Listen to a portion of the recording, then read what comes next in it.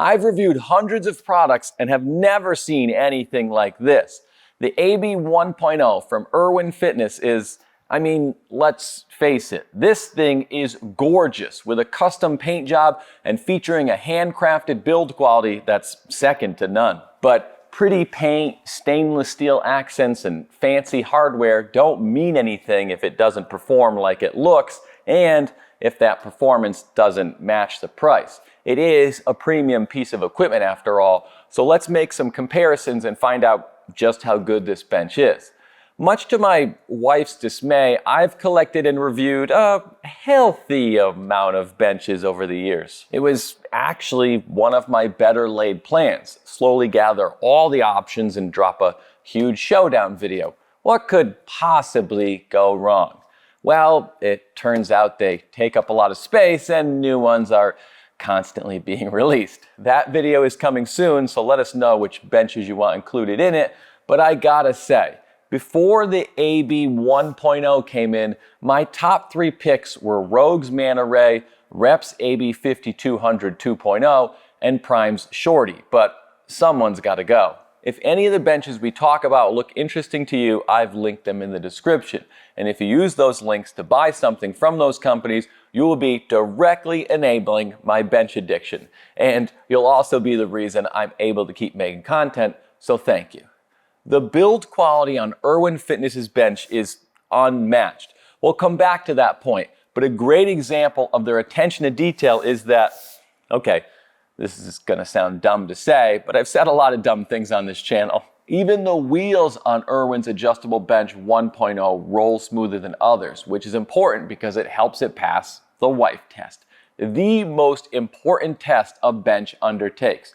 Sure, stability, safety, and a nice pad are great to have, but have you ever tried convincing your wife to use or move something that's heavier than her husband's addiction to gym equipment? At 120 pounds, this isn't light, but it's manageable and can be stored upright, which really should be mandatory for any bench that's being marketed for a home gym.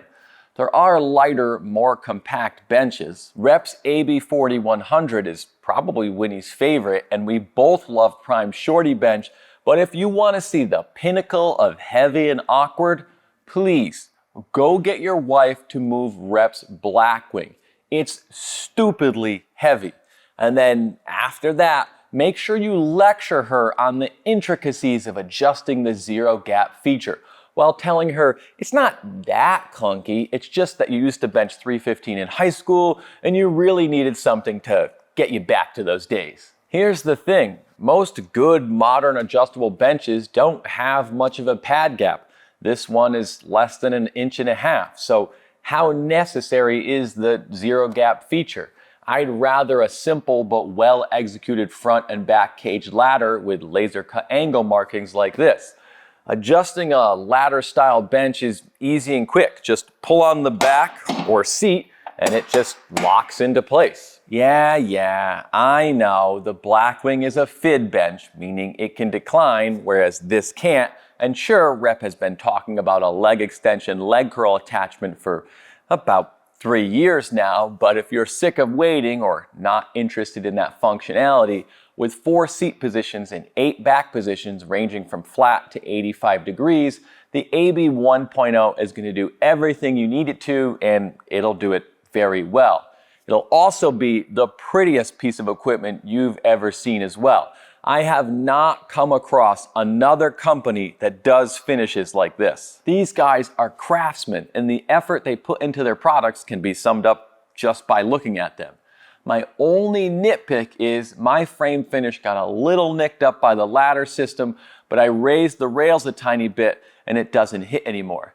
That happened because my custom finish is thicker than they're used to applying, but the crazy part is Irwin offered to replace everything, which is just an insane level of customer service, and they've already got a fix in place for future runs, so I'm not going to dock them on build quality. Let's talk about that build quality, not only because it's outstanding, but also because you'll be able to see how all the touches, all the design choices come together to make for a very stable bench that performs as well as, and oftentimes better than the best ones I've got. Now, this level of customization and refinement isn't cheap. We'll break down all the different ways you can build this because there's a few options, but just realize this is one of the few benches that I've got that I'd label commercial quality, meaning it could stand up to the abuse that would come with being in a facility where potentially 100 people would use it a day. And that comes down to the pad and the frame. If we take a look at the AB 1.0 up against Rep's AB 5200, for example, you'll notice they have similar footprints. At first glance, they even look similar. They're both large and sturdy. They've got tripod designs, which means the front foot won't get in your way. They're made from 11 gauge steel, and functionally, they're nearly identical, although you can get an adjustable end post on the 5200 to give it some decline capabilities, but it's not a true decline bench as there's no foot catch, so you'll be fairly limited with what you can do with that feature. So we're comparing them in their incline and flat capabilities, and it's a combination of little things that sets them apart.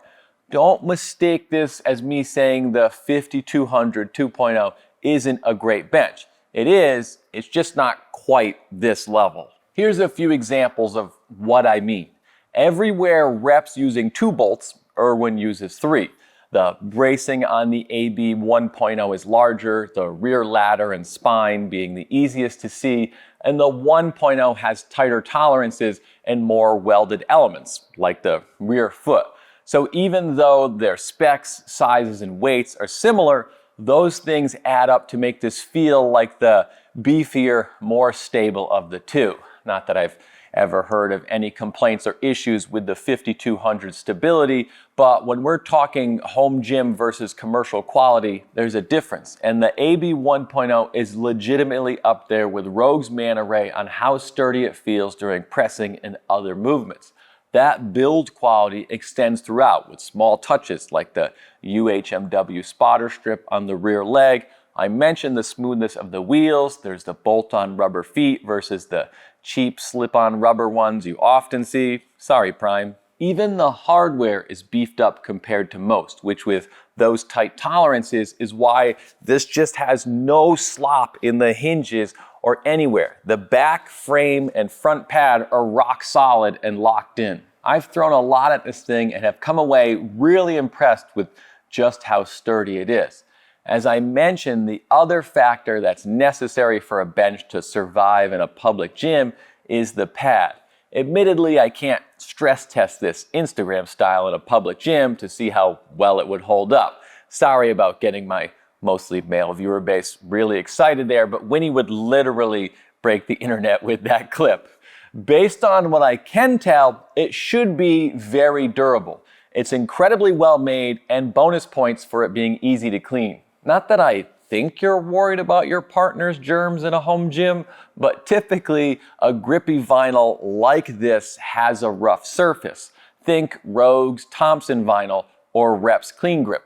Both great pads, but the 1.0's vinyl is smooth, so there's no pitting for stuff to get stuck in. I feel like a infomercial guy. Just spray and wipe it away. The pad is your direct connection to the bench. It doesn't matter how good everything else is if this sucks. Luckily, Irwin's stitching vinyl and foam are great. It's firm but still comfortable for heavy pressing movements. My pad is 12 inches wide, but you can opt for a wider 14-inch version and can even select whether you want the grippy vinyl we've got or a smoother one. That choice will be based on personal preference. I like a stickier vinyl, but also love the fact we have a choice at all. I find the premium pad to be about perfect. While using leg drive, your shoulders will stay in place, yet I'm not glued to the bench, so I can still get my shoulders into position on incline movements. I'd put this pad right up there with the Thompson vinyl on the Manta Ray as some of the best in the industry. It's that good. The thing you have to realize is this craftsmanship is unmatched because it's handmade up in Canada and it ships fully assembled. That means every part is checked for quality. Every component is dialed in while they put it together for you. Of course, the downside to that is the 1.0 is Obviously going to be more expensive than something like Rep's AB 5200. The 5200 is mass produced in China and shipped here in parts, and you assemble it. I love that we have more affordable options, and I'll take every opportunity to plug my own content.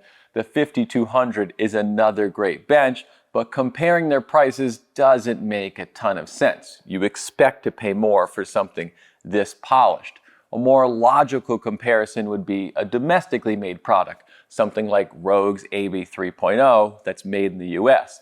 It runs about $660 to $760 shipped, though I'd take the pad on Irwin's all day over the rock hard, narrow, slippery pad on the 3.0. Call it premium if you want, Rogue, but that pad ruins what should be one of the best benches on the market.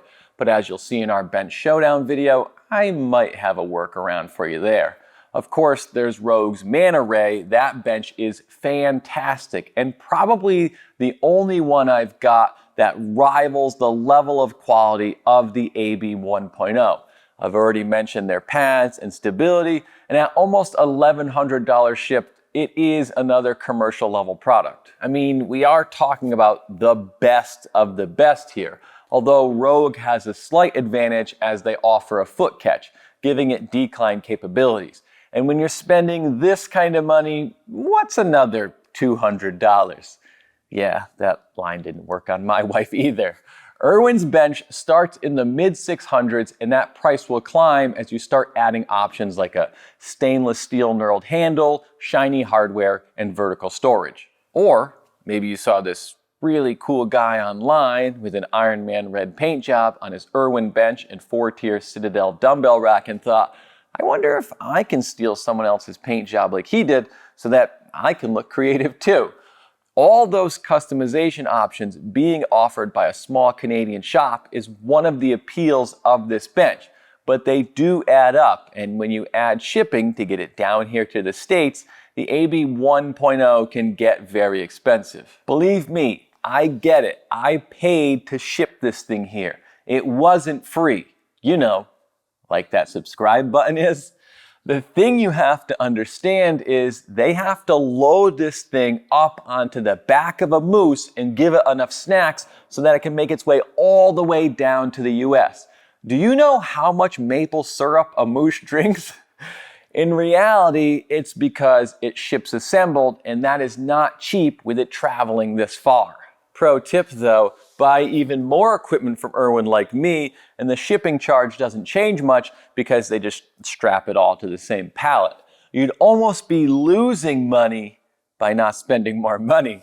Your shipping quote will vary, but still, that cost is going to be a deal breaker for a lot of us here in the US, and I feel for Irwin. They're a small shop. They're limited in what they can do, but I spoke with Garth, the owner of Irwin Fitness, and he said they're looking into switching to shipping in multiple packages to get those costs lower, and I'm all for it because this bench is incredible and absolutely should be in more people's gyms. Let me know what you think though, and tell us what you want to see in our bench showdown video. But first, watch this entire playlist of every bench we've ever reviewed. Just think of it as research for the showdown video. Thank you so much to our Patreons. Without your support, we could not have afforded to review this, and thanks for watching.